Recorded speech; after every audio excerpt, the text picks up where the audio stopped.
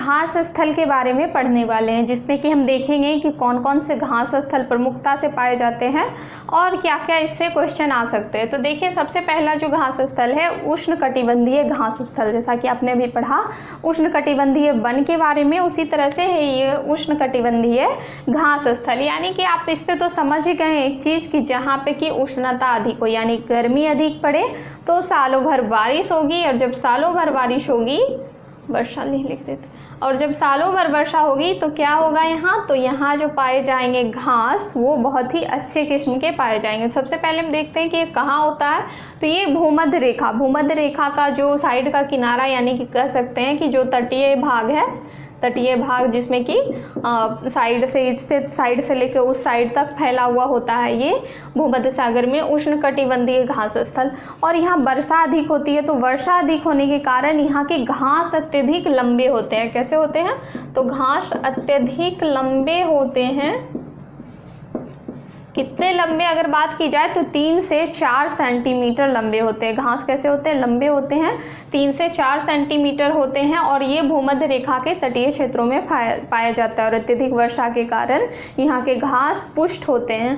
तो अब देखिए, अगर इसके एग्जाम्पल के बारे में बात की जाए कि कहाँ कहाँ कौन कौन सा घास का मैदान है, और इससे आपके एग्जाम में क्वेश्चन आएगा।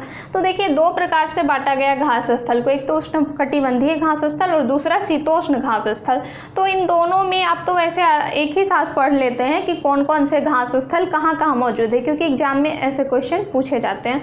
लेकिन आज हम इसे अलग अलग करके बताए हैं, क्योंकि आपने देखा है कि यहाँ जो वन पाए जाते हैं, अलग अलग किस्म के वन अलग अलग क्षेत्रों में पाए जाते हैं, उसी तरह से जो घास स्थल है अलग अलग क्षेत्रों में पाए जाते हैं। चलिए आज देख ही लेते हैं हम। तो सवाना घास स्थान ये कहाँ पाया जाता है, सवाना घास स्थल तो ये पाया जाता है पूर्वी अफ्रीका में। आपको एग्जाम्पल में या तो सिर्फ अफ्रीका दिया होगा ऑप्शन में, या फिर पूर्वी अफ्रीका दिया जा सकता है। तो इसके आपको पूरा ध्यान रखना है कि सवाना घास स्थल जो है ये कहाँ पाए जाते हैं, तो ये पूर्वी अफ्रीका में पाए जाते हैं।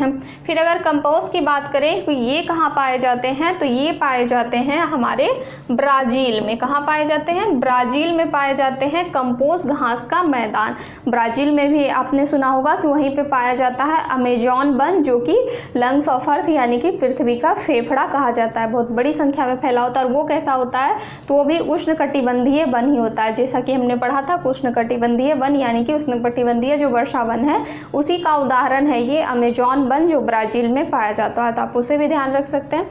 फिर देखिए, जो लानोज घास का मैदान है ये कहाँ पाया जाता है, तो ये पाया जाता है वेनेजुएला में। लानोज घास का मैदान कहाँ पाया जाता है, तो ये वेनेजुएला में पाया जाता है लानोज।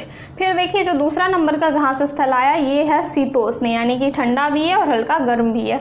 तो जिसकी वजह से क्या होगा कि यहाँ तो सालों भर वर्षा होगी नहीं, यानी मौसमी टाइप से वर्षा होगी, तो इससे इफेक्ट थोड़ा सा इसके घास पे पड़ेगा कि कैसा घास होगा।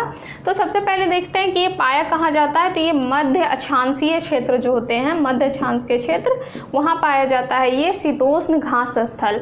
उसके बाद यहाँ की जो घास होते हैं ये छोटी होती है, चूँकि मैं आपको भी बताई थी कि यहाँ सालों भर वर्षा नहीं होते हैं, मानसूनी आधार पे चेंजिंग आते हैं। तो यहाँ की घास छोटी होते हैं लेकिन पौष्टिक होते हैं। कैसे होते हैं, तो यहाँ के घास बहुत ही पौष्टिक होते हैं। अब आदमी के लिए तो ये होंगे नहीं, क्योंकि आदमी तो घास खाते नहीं। तो ये जो जीव जंतु होते हैं, यानी कि आप कह सकते हैं मवेशी जो होते हैं, पशु जो होते हैं, तो पशु चारे के रूप में इस घास का उपयोग किया जाता है, और ये बहुत पौष्टिक होते हैं। दुधारू पशुओं के लिए ये बहुत अधिक लाभदायक होते हैं। तो ये यहाँ से हो गया। आप देखिए यहाँ पे कौन कौन से जानवर पाए जाते हैं, ये भी इम्पॉर्टेंट है।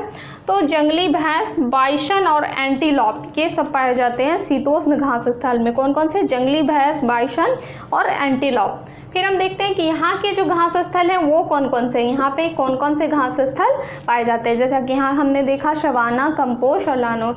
तो यहाँ जो पैम्पास है ये कहाँ पाया जाता है, तो ये पाया जाता है अर्जेंटीना में। अर्जेंटीना में क्या पाया जाता है, तो पंपास घास का मैदान। फिर बात करें प्रेयरी घास का मैदान, इसके बारे में तो आपने बहुत कुछ सुना होगा। तो प्रेयरी घास का मैदान जो है ये कहाँ पाया जाता है, ये पाया जाता है उत्तरी अमेरिका में। उत्तरी अमेरिका में पाया जाता है प्रेरी घास का मैदान। फिर अगर वेल्स की बात करें कि वेल्स घास का मैदान कहाँ पाया जाता है, तो ये दक्षिण अफ्रीका में पाया जाता है। कहाँ पाया जाता है? दक्षिण अफ्रीका में वेल्स घास का मैदान पाया जाता है। और बात करें अगर स्टेपी की कि स्टेपी घास का मैदान कहाँ पाया जाता है, तो ये जो पाया जाता है आपका, ये पाया जाता है, कहाँ पाया जाता है? तो स्टेपी घास का मैदान पाया जाता है मध्य एशिया में। स्टेपी घास का मैदान कहाँ पाया जाता है? तो ये मध्य एशिया में पाए जाने वाला घास का मैदान है। फिर अगर बात करें डॉन की, तो डॉन कहाँ पाया जाता है? तो ये ऑस्ट्रेलिया में पाया जाता है। ये कहाँ पाया जाता है? ये ऑस्ट्रेलिया में पाया जाता है। अगर इस डॉन में इस प्रकार का डॉन हो जाता तो ये कहाँ पाया जाता? तो ये हमारे बॉलीवुड में पाया जाता है, लेकिन ये डॉन जो है ये ऐसा, और ये कहाँ पाया जाता है? तो ये ऑस्ट्रेलिया में, आपको ध्यान रखना है। अब उसके बाद देखिए तीसरा नंबर जो वनस्पति में आता है वो आती है कटीली झाड़ियाँ। तो कटीली झाड़ियाँ क्या होती है? तो आपको पता है कि जो रेगिस्तानी इलाका होता है, यानी कि जहाँ अत्यधिक गर्मी पड़ती है, जो रेगिस्तानी इलाका होता है जहाँ पर कि अत्यधिक गर्मी पड़ती है, तो वहाँ के जो पौधे होते हैं वो विकसित नहीं हो पाते, वहाँ अत्यधिक वनस्पति नहीं उग पाती, पेड़ पौधे नहीं उग पाते, और जो उगते भी हैं थोड़े बहुत तो वो झाड़ी के रूप में उगते हैं, बहुत ज़्यादा बड़ा नहीं उग पाते हैं। तो इसे हम क्या कहते हैं? कटीली झाड़ियाँ कहते हैं। कटीली झाड़ियाँ जो छोटे छोटे होते हैं, झाड़ी के रूप में फैले हुए। तो ये कहाँ पाया जाता है? ये रेगिस्तानी इलाका में पाया जाता है। आपको ये चीज़ ध्यान में रखना है, रेगिस्तानी क्षेत्र में कटीली झाड़ियाँ पाया जाता है। उसके अलावा एक देखिए और आता है, इसे ध्रुवीय क्षेत्र जिसे आप कहते हैं, ध्रुवीय क्षेत्र कहते हैं। तो ध्रुवीय क्षेत्रों में क्या पाया जाता है? तो वहाँ की एक प्रमुख विशेषता होती है वनस्पति की टुंड्रा वन।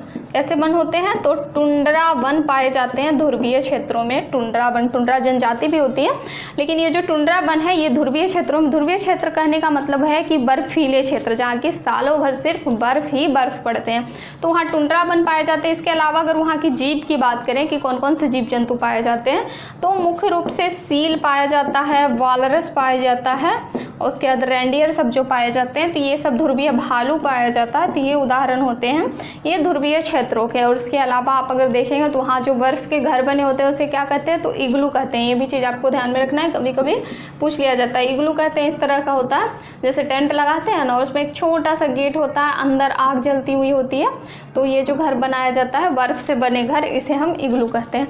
तो आपको ये सारी चीज़ें ध्यान में रखना है। इसमें ये सारा तो आपको याद ही कर लेना है कि सवाना घास का मैदान कहाँ है, कंपोस्ट कहाँ है, लानोज कहाँ है, बाकी ये सब, तो ये सब कुछ याद कर लेना है। बाकी और देख लेना है कि कौन कौन से घास स्थल कहाँ थे, कौन कौन से वन कहाँ थे। तो आज आपका जो ये वन का चैप्टर था, यानी वनस्पति का चैप्टर, ये पूरा कंप्लीट हो गया। आप इसे नोट्स बना लेंगे, अच्छे से रहेंगे और पढ़ते रहेंगे, क्योंकि आप लोग का एक है ना कि अब की बार महामना के द्वार, तो आप लोग को इस बार महामना के द्वार पहुंचना है, और समझिए कि अच्छे से पढ़ाई करना, एक सीट तो पक्की। तो चलिए BHU कॉन्सेप्ट के साथ जुड़े रहिए, इसी तरह से तैयारी करते रहिए, आपका सिलेक्शन तो पक्का है। जय हिंद, धन्यवाद।